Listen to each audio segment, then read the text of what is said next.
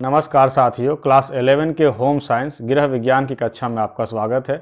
आज मैं आप लोगों को झारखंड बोर्ड में 2019 में पूछे गए क्वेश्चन की प्रैक्टिस कराऊंगा, क्योंकि किसी भी बोर्ड में पूछे गए जो क्वेश्चन होते हैं वो वेरी इंपॉर्टेंट हो जाते हैं।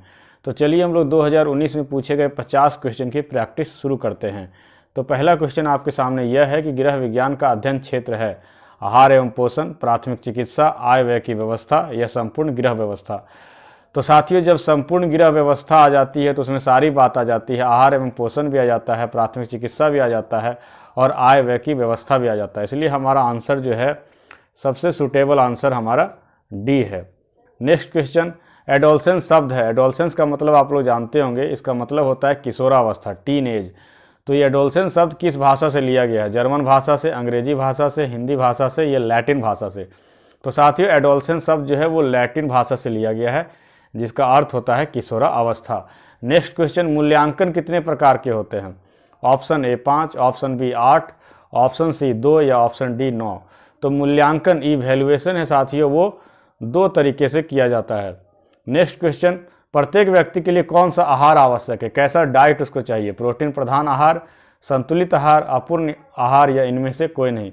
तो साथियों, ये बहुत ही आसान प्रश्न है। प्रत्येक व्यक्ति के लिए एक बैलेंस डाइट चाहिए, संतुलित आहार चाहिए, जिसमें सभी पोषक तत्व होने चाहिए, कार्बोहाइड्रेट, वसा, प्रोटीन, खनिज लवण वगैरह सब कुछ होना चाहिए। नेक्स्ट क्वेश्चन देखते हैं, भोजन द्वारा प्राप्त ऊर्जा को मापने की इकाई क्या है? भोजन से हमें कितनी कैलोरी ऊर्जा मिली, इसको हम लोग कैसे नापते हैं? कैलोरी में, ग्राम में, लीटर में या मीटर में? तो साथियों, भोजन द्वारा प्राप्त एनर्जी को नापने का सबसे अच्छा तरीका है कैलोरी। तो हमारा आंसर होगा कैलोरी। किसी भी खाने से हमें कितना ऊर्जा मिलता है, ये हम लोग कैलोरी में मापते हैं। नेक्स्ट क्वेश्चन देखते हैं, विटामिन डी कहाँ से प्राप्त होता है? कार्बोहाइड्रेट से, जल से, सूर्य की रोशनी से या इनमें से कोई नहीं? तो बहुत अच्छा है, भगवान ने बनाया है कि विटामिन डी हमें मुफ्त में मिलता है और वह भी हमें सूर्य की रोशनी से मिलता है। ठंडे के दिन में सूर्य की रोशनी में बैठिए और खूब विटामिन डी लीजिए। नेक्स्ट क्वेश्चन देखते हैं 7, आयोडीन की कमी से होने वाला रोग कौन सा है? आयोडीन की कमी से अस्करवी, रतौंधी, घेंघा या अतिसार? तो साथियों, आयोडीन की कमी से होने वाला जो रोग है वो घेंघा है, जिसमें कि गला फूल जाता है। और आप लोग यह भी जानते हैं कि आयोडीन कहाँ से मिलता है, तो हमें कमेंट बॉक्स में बताइएगा कि हमें आयोडीन कहाँ से प्राप्त होता है। नेक्स्ट क्वेश्चन, अनाज की ऊपरी परत में पाया जाता है क्या? जल, वसा, विटामिन बी समूह या इनमें से कोई नहीं? तो साथियों, अनाज की ऊपरी परत में जो है स्टार्च पाया जाता है, इसलिए इसका आंसर होगा इनमें से कोई नहीं। नेक्स्ट क्वेश्चन हम लोग देखते हैं, क्वेश्चन नंबर 9, सब्जियों को धोना चाहिए छीलने के बाद, छीलने के पहले, काटने के बाद या कभी नहीं? तो कभी नहीं तो बिल्कुल हास्यास्पद ऑप्शन है। तो सब्जियों को छीलने से पहले हमें धो लेना चाहिए, क्योंकि छीलने के बाद अगर हम धोते हैं उसे तो उसके बहुत सारे पोषक तत्व जो हैं वो धुल जाते हैं पानी में। नेक्स्ट, दूध में नहीं होता है। दूध को संपूर्ण आहार माना जाता है, लेकिन दूध में कौन सा पोषक तत्व नहीं होता है? प्रोटीन, लोहा, विटामिन या कार्बोहाइड्रेट? तो साथियों, दूध में लोहा नहीं होता है। इसके अलावा ये तीनों चीज़ें होती हैं। हाँ, अगर विटामिन की बात की जाए कि कौन सी विटामिन नहीं होती है, तो केवल विटामिन सी दूध में नहीं पाया जाता है, बाकी सारे विटामिन दूध में पाए जाते हैं। नेक्स्ट क्वेश्चन को देखते हैं, अचार को संरक्षित करने के लिए क्या आवश्यक है? अर्थात अचार अधिक दिन तक चले, इसके लिए क्या जरूरी है? चीनी, पकाना, साइट्रिक एसिड या नमक और तेल? तो साथियों, अचार को संरक्षित करने का सबसे अच्छा तरीका जो है वह है नमक और तेल मिलाना। आप लोग इसे घर में देखते भी होंगे।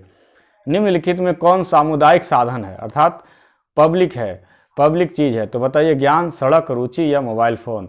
तो साथियों, सामुदायिक साधन जो है इसमें वो है सड़क। सड़क किसी एक का नहीं होता है, सभी का होता है। थकान के प्रकार हैं, थकावट कितने प्रकार के होते हैं? सामाजिक और पारिवारिक, शारीरिक और मानसिक, पारिवारिक और धार्मिक या इनमें से सभी? तो साथियों, थकान के जो प्रकार हैं वह हैं शारीरिक और मानसिक। नेक्स्ट क्वेश्चन देखते हैं, कपास एक तंतु है। कपास किस प्रकार का फाइबर है? खनिज है, मिनरल फाइबर है, मिक्स्ड फाइबर है, प्राकृतिक फाइबर है, नेचुरल फाइबर है या प्राणिज है? तो साथियों, कपास जो है वो पौधे से आता है, इसलिए इसे हम लोग प्राकृतिक फाइबर में मानेंगे। नेक्स्ट, पेड़ पौधों से प्राप्त तंतु को क्या कहते हैं? अगर जो फाइबर पेड़ पौधों से प्राप्त होता है उसे क्या कहते हैं? प्राणिज तंतु, खनिज तंतु या वानस्पतिक तंतु या इनमें से कोई नहीं? तो पेड़ पौधों से प्राप्त तंतु को हम लोग कहेंगे वानस्पतिक तंतु। नेक्स्ट क्वेश्चन देखते हैं, 1 ग्राम प्रोटीन देता है 5 कैलोरी ऊर्जा, 9 कैलोरी ऊर्जा, 6 कैलोरी ऊर्जा या 4 कैलोरी ऊर्जा? तो साथियों 1 कैलोरी प्रोटीन या 1 कैलोरी कार्बोहाइड्रेट जो है वो हमें 4 कैलोरी ऊर्जा देता है। हाँ, 1 कैलोरी अगर वसा रहता तो 9 कैलोरी आंसर होता। नेक्स्ट क्वेश्चन देखिए, कम श्रम वाले कार्य हैं। कम श्रम अर्थात कम मेहनत वाले काम कौन है? पोछा लगाना, कपड़े धोना, सीढ़ी चढ़ना या बुनाई करना। इसे होम साइंस ना भी पढ़ा जाए तो भी इसका आंसर दिया जा सकता है। तो सबसे कम श्रम वाला कार्य जो इनमें से है वह है बुनाई करना। नेक्स्ट क्वेश्चन देखते हैं, कृत्रिम तंतु है, आर्टिफिशियल फाइबर इसमें से कौन है? ऊन, रेशम, कपास या नायलॉन। तो साथियों आर्टिफिशियल फाइबर इसमें से नायलॉन है। नेक्स्ट क्वेश्चन देखते हैं, क्वेश्चन नंबर 19, बहुत ही आसान क्वेश्चन है। वस्त्रों की रानी किसे कहा जाता है? थोड़ा सा सेंस लगाइए दाम वगैरह के आधार पर तो पता चल जाएगा। वस्त्रों की रानी किसे कहते हैं? ऊन को, रेशम को, कपास को या नायलॉन को। तो रेशम जो होता है वो सबसे महंगा होता है। रेशमी साड़ी वगैरह का, सिल्क साड़ी वगैरह का नाम आप लोगों ने सुना होगा, बहुत ही महंगा होता था। ढाका का सिल्क दुनिया का सबसे अच्छा सिल्क माना जाता था। तो रेशम को ही कपड़ों की जो है वस्त्रों की रानी का दर्जा दिया गया है। नेक्स्ट क्वेश्चन देखते हैं, क्वेश्चन नंबर 20, कम्बल किस विधि से तैयार किया जाता है? निटिंग, ब्रेड्स तथा लेस, फेल्टिंग या इनमें से कोई नहीं। तो कम्बल तैयार करने की विधि है साथियों फेल्टिंग। तो हमारा ऑप्शन सी सही होगा। क्वेश्चन नंबर 21, जनसंख्या विस्फोट का मुख्य कारण क्या है? गरीबी, प्रदूषण, बेरोजगारी या कम उम्र में विवाह। तो साथियों जनसंख्या विस्फोट का कारण गरीबी भी है, लेकिन सबसे जो एग्जैक्ट आंसर होगा इसका वो होगा कम उम्र में विवाह। कम उम्र में विवाह होने से बच्चे जल्दी और अधिक होते हैं। नेक्स्ट क्वेश्चन, भोजन नष्ट होने का मुख्य कारण है। भोजन नष्ट होने का मुख्य कारण क्या है? वातावरण, बैक्टीरिया, पोषक तत्व या इनमें से कोई नहीं। तो साथियों भोजन नष्ट होने का मुख्य कारण जो है वो बैक्टीरिया। बैक्टीरिया भोजन को खराब कर देती है। नेक्स्ट क्वेश्चन, वस्त्र परिसज्जा का मुख्य उद्देश्य क्या है? वस्त्रों की फिनिशिंग का मुख्य उद्देश्य क्या है? वस्त्रों को आकर्षक बनाना, धागे से वस्त्र बनाना, वस्त्रों की सिलाई करना या इनमें से कोई नहीं। तो वस्त्र परिसज्जा का मुख्य उद्देश्य है वस्त्रों को आकर्षक बनाना, अट्रैक्टिव बनाना। नेक्स्ट क्वेश्चन, रेनकोट पर की जाने वाली परिसज्जा क्या कहलाती है? रेनकोट पर किस बात का ध्यान रखा जाता है? जल अवरोधक परिसज्जा, सिकुड़न अवरोधक परिसज्जा, अग्नि अवरोधक परिसज्जा या इनमें से सभी। तो साथियों रेनकोट का मुख्य उद्देश्य होता है जल को रोकना, इसलिए जल अवरोधक परिसज्जा जो है वो इसका सही आंसर होगा। नेक्स्ट क्वेश्चन, दूध बैक्टीरिया रहित होता है, क्या करने पर दूध से बैक्टीरिया समाप्त हो जाता है? ठंडा करने पर, उबालने पर, पानी मिलाने पर या चीनी मिलाने पर। तो साथियों दूध को गर्म करने पर, उबालने पर इसका बैक्टीरिया नष्ट हो जाता है। नेक्स्ट क्वेश्चन देखते हैं, संक्रामक रोग, इन्फेक्टेड डिजीज से क्या तात्पर्य है? रोग का बार बार होना, रोग लंबे समय तक रहना, एक व्यक्ति से दूसरे व्यक्ति को लगना या पोषक तत्व में कमी। तो संक्रामक रोग, इन्फेक्टेड डिजीज का मतलब है एक व्यक्ति से दूसरे व्यक्ति में को लगना, जैसे कि अभी कोरोना एक व्यक्ति से दूसरे व्यक्ति में फैल रहा है, तो यह संक्रामक रोग है। नेक्स्ट क्वेश्चन, हाथ से छपाई के अंतर्गत क्या आता है? रोलर छपाई, स्क्रीन छपाई, डुप्लेक्स छपाई या अवरोधक छपाई। तो हाथ से छपाई के अंतर्गत स्क्रीन छपाई आता है, तो हमारा ऑप्शन बी सही होगा। नेक्स्ट क्वेश्चन हम लोग देखते हैं, क्वेश्चन नंबर 28, खाद्य पदार्थों को सूखने से क्या होता है? सुखाने से। तो पौष्टिकता कम हो जाती है, आयतन बढ़ जाता है, सस्ता हो जाता है या इनमें से कोई नहीं। तो खाद्य पदार्थों को सुखाने से ना तो उसकी पौष्टिकता कम होती है, ना आयतन बढ़ता है। देखते होगे कि अंगूर को सुखाने से किशमिश बनता है, और ना ही सस्ता होता है, अंगूर से महंगा ही किशमिश होता है। तो ये तीनों बातें गलत है, तो हमारा ऑप्शन डी होगा, इनमें से कुछ नहीं होता है। नेक्स्ट क्वेश्चन 29, निर्जलीकरण द्वारा, निर्जलीकरण मतलब डिहाइड्रेशन, अंग्रेजी इसका अगर जानिएगा तो बहुत आसानी होगी।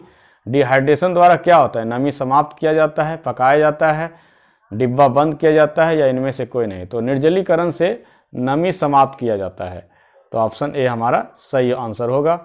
नेक्स्ट क्वेश्चन हम लोग देखते हैं, विटामिन मुख्यतः कितने प्रकार के होते हैं? 4, 3, 8 या 6। तो साथियों आप लोग जानते हैं कि विटामिन के प्रकार हैं ए, बी, सी, डी, ई और के, अर्थात ए से लेकर ई तक, और उसके बाद के। तो 6 विटामिन हैं, 6 विटामिन के प्रकार हैं, हमारा ऑप्शन होगा डी। हाँ, अलग बात है कि फिर विटामिन बी के बहुत सारे प्रकार हैं, लेकिन मुख्य तौर से विटामिन के 6 प्रकार ही माने जाते हैं। नेक्स्ट क्वेश्चन, निम्नलिखित में कौन सा भौतिक साधन है? भौतिक साधन कौन है? ज्ञान, धन, रुचि या अस्पताल। तो साथियों भौतिक ज्ञान के अंतर्गत हम लोग धन को लाएंगे। नेक्स्ट क्वेश्चन हम लोग देखते हैं, ऊन के तंतु में किस चीज़ की अधिकता होती है? रबड़ की, रासायनिक पदार्थों की, प्रोटीन की या इनमें से सभी। तो साथियों ऊन के तंतु में प्रोटीन की अधिकता होती है, तो हमारा आंसर जो है सी होगा। नेक्स्ट क्वेश्चन हम लोग देखते हैं, निम्नलिखित में कौन कला का मूल तत्व नहीं है? आर्ट का मूल तत्व कौन नहीं है? रेखा, रंग, आकृति या चित्र? तो साथियों कला का मूल तत्व जो है वो रंग नहीं है, बाकी रेखा, आकृति और चित्र जो है कला का मूल तत्व है। भावनाओं की अभिव्यक्ति का माध्यम क्या है? हम अपने इमोशन को किस माध्यम से सबसे अच्छे तरीके से व्यक्त कर सकते हैं? कला के माध्यम से, अध्ययन के माध्यम से, विज्ञान के माध्यम से, या इनमें से सभी? तो इनमें से सभी में आप मत बह जाइएगा। साथियों भावनाओं के अभिव्यक्ति का सबसे अच्छा साधन जो है वो है कला। कला के माध्यम से हम अपने इमोशन को सबसे अच्छे तरीके से एक्सप्रेस कर सकते हैं। उत्तर किशोरावस्था का आरंभ कब होता है? किशोरावस्था को दो भाग में बांटा जाता है, पूर्व किशोरावस्था और उत्तर किशोरावस्था। तो बताइए ये अवस्था कब आती है? 7 से 9 वर्ष, 10 से 12 वर्ष, 16 से 21 या 22 से 26? तो उत्तर किशोरावस्था का जो काल है वो है 16 से 21 वर्ष। नेक्स्ट क्वेश्चन देखते हैं, 1 ग्राम कार्बोहाइड्रेट देता है। इसके बारे में मैंने जब 1 ग्राम प्रोटीन की बात की थी तो इसकी व्याख्या कर दी थी। तो बताइए 1 ग्राम कार्बोहाइड्रेट्स कितनी एनर्जी देता है? 9 कैलोरी ऊर्जा, 5 कैलोरी ऊर्जा, 3 कैलोरी ऊर्जा या 4 कैलोरी ऊर्जा? तो साथियों 1 ग्राम कार्बोहाइड्रेट हो या 1 ग्राम प्रोटीन हो वो 4 कैलोरी ऊर्जा देता है, लेकिन अगर 1 कैलोरी वसा की बात हो तो वो 9 कैलोरी ऊर्जा देता है। नेक्स्ट क्वेश्चन, ऊर्जा प्रदान करने वाला पोषक तत्व है। हमारा कौन सा पोषक तत्व का उद्देश्य ऊर्जा प्राप्त करना होता है? कार्बोहाइड्रेट्स, जल, विटामिन या खनिज लवण? तो साथियों कार्बोहाइड्रेट जो है वो ऊर्जा प्रदान करने वाला पोषक तत्व है। नेक्स्ट क्वेश्चन हम लोग देखते हैं, जल में विलय विटामिन कौन सा है? जल में विलय मतलब जल में घुल जाता है, कौन सा vitamin? Vitamin D, vitamin C, vitamin A या विटामिन के? तो साथियों विटामिन बी और सी जो होता है वो जल में विलय होता है, बाकी विटामिन जो होते हैं वो वसा में घुलनशील होते हैं। अगर यहाँ पर वसा में विलय विटामिन होता तो ए, डी, ई, के जो होता है वो वसा में घुलनशील होता है और बी और सी जो होता है वो जल में विलय होता है। नेक्स्ट क्वेश्चन हम लोग देखते हैं, क्वेश्चन नंबर 39, खाद्य पदार्थों के पोषक मान में वृद्धि के उपाय हैं। खाद्य पदार्थों की पौष्टिकता कैसे बढ़ाई जा सकती है?